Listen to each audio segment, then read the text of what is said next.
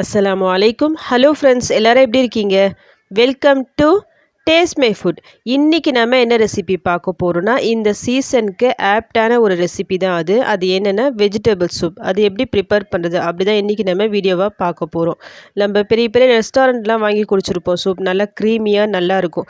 அந்த மாதிரி நல்லா க்ரீமியாக இந்த வெஜிடபிள் சூப்பை நல்லா டேஸ்டியாக வீட்டிலேயே எப்படி சூப்பராக ப்ரிப்பேர் பண்ணுறது அப்படி தான் இன்றைக்கி நம்ம பார்க்க போகிறோம். சூப்பை பொறுத்த வரைக்கும் திக்னஸ்க்காக கார்ன்ஃப்ளவர் ஆட் பண்ணுவாங்க. பட் நாம் இன்றைக்கி கார்ன்ஃப்ளவர் இதில் கொஞ்சம் கூட சேர்க்க போகிறதில்ல. பட் க்ரீமியாக நல்லா இந்த சூப்பை ப்ரிப்பேர் பண்ண போகிறோம். ஸோ இந்த வீடியோவை ஸ்கிப் பண்ணாமல் கடைசி வரைக்கும் பாருங்கள். இதுக்கு தேவையான இன்க்ரீடியன்ட்ஸ் என்னென்னு பார்த்துடலாம். நான் ஒரு பெரிய வெங்காயத்தில் ஒரு கால்வாசி வெங்காயம் இது மாதிரி எடுத்துருக்கேன். கொஞ்சம் வெங்காயம் யூஸ் பண்ணால் போதும். ஒரு 5 to 6 பல்லு பூண்டு சின்ன சின்னதாக கட் பண்ணி எடுத்து வச்சுருக்கேன். ஒரு கேரட்டு, ஒரு 1/4 கப் அளவுக்கு பச்சை பட்டாணி, ஒரு 4 to 5 பீன்ஸு, கொஞ்சமாக முட்டைகோஸு.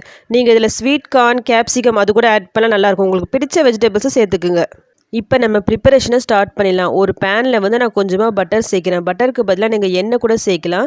பட் நம்ம பட்டரை ஆட் பண்ணி சூப் செய்யும்போது நம்ம வெளியெலாம் வாங்கி குடிப்போம்ல, அந்த டேஸ்ட் உங்களுக்கு கிடைக்கும். இது நல்லா மெல்ட் ஆன உடனே நம்ம கட் பண்ணி வச்சுருந்தோம்ல அந்த பூண்டு, அந்த வெங்காயம் போட்டு நல்லா வதக்கிக்கலாம்.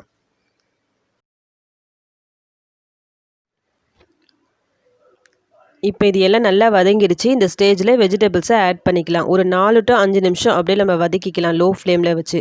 ஃபைனலாக நம்ம கோஸ் இதில் ஆட் பண்ணிக்கலாம். ஒரு 4 நிமிஷம் கழித்து இப்போ நான் கோஸை சேர்க்குறேன். கோஸை சேர்த்துட்ட பிறகு ஒரு 1 to 2 நிமிஷம் இந்த மாதிரி வதக்கிக்கலாம்.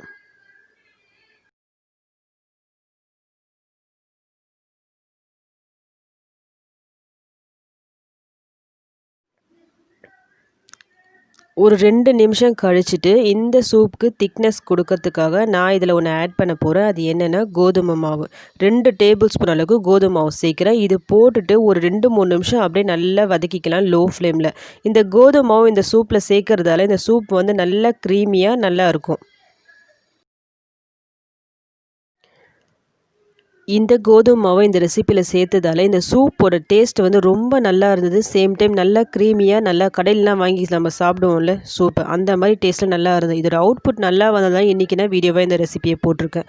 இப்போ பாருங்கள் 2, 3 நிமிஷம் நல்லா வதக்கியாச்சு மாவை. இப்போ கொஞ்சமாக தண்ணி ஊற்றி நல்லா ஃபஸ்ட்டு மிக்ஸ் பண்ணி விட்டுக்கலாம்.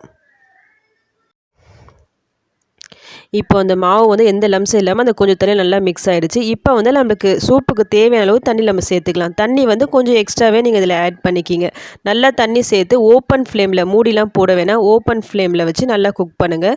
இந்த மாதிரி நிறைய தண்ணி சேர்த்து நம்ம குக் பண்ணும்போது வெஜிடபிள்ஸும் நல்லா குக் ஆகி வந்துடும். சேம் டைம் அந்த கோதுமை மாவு இருக்குது பார்த்தீங்களா, அதோட ஸ்மெல் வந்து நம்மளுக்கு கொஞ்சம் கூட வரவே வராது. இதுக்கு தேவையான அளவு சால்ட்டு பார்த்து செக் பண்ணிக்கிங்க.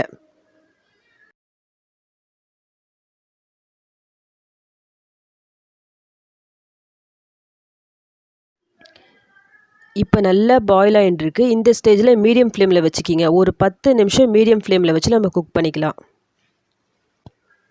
10 நிமிஷம் ஆயிடுச்சு பாருங்கள். நல்லா பாயில் ஆகிட்டுருக்கு. பார்க்கும்போதே உங்களுக்கு தெரியும், இந்த கலரே உங்களுக்கு தெரியும். நம்ம கடையிலலாம் வாங்கி சாப்பிடுவோம்ல வெஜிடபிள் சூப், அந்த கலரில் இருக்குது பாருங்கள். நல்லா க்ரீமியாக நல்லா வந்திருக்கு பாருங்கள். இந்த வெஜிடபிள்ஸும் எல்லாம் நல்லா குக் ஆகி நல்லா கரெக்டான கன்சிஸ்டன்சியில் வந்துடுச்சு. இப்போ நம்ம ஸ்டவ் ஆஃப் பண்ணிக்கலாம். உங்களுக்கு பெப்பர் பவுடர் சேர்க்குறதா இருந்தால் இந்த ஸ்டேஜை கூட நீங்கள் சேர்க்கலாம். பட் நான் சேர்க்கல. சர்வ் பண்ணும்போது போட்டுக்கலாம் சொல்லிட்டு நான் விட்டுட்டேன். சூப்பு நல்லா சூடாக இருக்கும் போதே நம்ம சர்வ் பண்ணிக்கலாம். சர்வ் பண்ணும்போது கொஞ்சமாக பெப்பர் பவுடர் ஆட் பண்ணிக்கிங்க. கொத்தமல்லி லீவ்ஸை சின்னதாக கட் பண்ணி சேர்த்துக்குங்க. நான் இன்றைக்கி இதில் கொஞ்சம் அதிகமாகவே வெஜிடபிள்ஸ் சேர்த்துருக்கேன். ஏன்னா எப்படி இருந்தாலும் பசங்க வந்து வெஜிடபிள்ஸை ஒதுக்கி வச்சு தான் குடிக்க போகிறாங்க. இந்த மாதிரி அதிகமாக நம்ம வெஜிடபிள்ஸ் ஆட் பண்ணும்போது அதோட ஜூஸ் இறங்கி இந்த சூப் வந்து இன்னும் நல்லா ஹெல்த்தியாக டேஸ்டியாக இருக்கும். ஸோ பசங்க தனியாக எடுத்து வச்சாலும் கவலைப்பட தேவையில்ல வெஜிடபிள்ஸை. ஏன்னா அதோட ஜூஸ் வந்து நிறைய இதில் இறங்கி இருக்கும்ல. So no problem. இன்றைக்கி எனக்கு கோல்டு இருக்கிறதால நான் கொஞ்சம் அதிகமாகவே பெப்பர் போட்டு நான் குடிக்க போகிறேன் இந்த சூப்பை. நீங்கள் இந்த சூப்பை சூடாக சர்வ் பண்ணும்போது அதுக்கு மேலே உங்ககிட்ட இந்த மாதிரி கார்ன் இருந்தால் அதை கூட நல்லா ஸ்ப்ரிங்கிள் பண்ணி கொடுக்கலாம். பசங்க வந்து இன்னும் லைக் பண்ணி சாப்பிடுவாங்க. கடையிலலாம் வாங்கி சாப்பிடுவோம்ல, அந்த மாதிரி அவங்களும் நல்லா லைக் பண்ணி சாப்பிடுவாங்க.